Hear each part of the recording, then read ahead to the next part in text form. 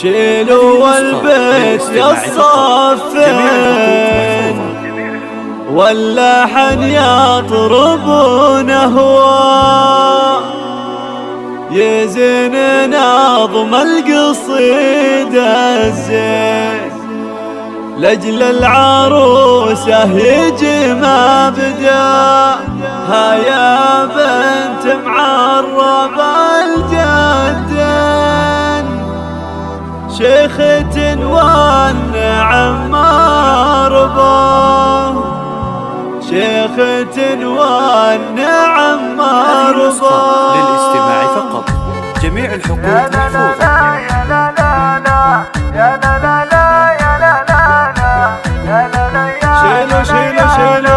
شيلوا البيت يصفي واللحن يطرب نهوى يزين نظم القصيدة الزين لأجل العروسة يجي مبدأ ها يا بنت معرب الجدين شيخة والنعم مربى شيخة والنعم مربى وابوك شيخ ويا نعمين كريم مبسوطة يمنا ابوك شيخ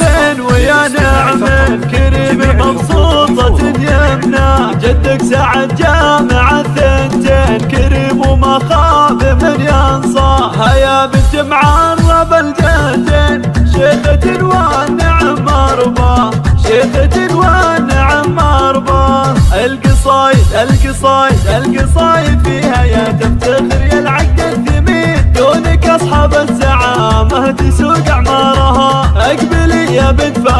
فهد الشيخ الرزين الحكيم اللي يجيب الحكم واخبارها وان حكى عن سن شامدن وله بالصتين السوالف لا حكاها يجيب اثمارها الكريمة اللي مجالس من صلغان من كثير الترحيب لا من لفوق خطارها الله ورت عيال مناطب نضحى المعتدين والله انكم دولتين عاليات اسوارها والله انك فارقة زود بالعقل الفطين ولا صايل دايمة فارقات امهارها القصايد تفتخر فيك يا العقد الثمين كأنها تعاند وصوف جميع افكارها وبقصامل دايما على العليا يبين الكريم اللي وجاره يشاع نارها يا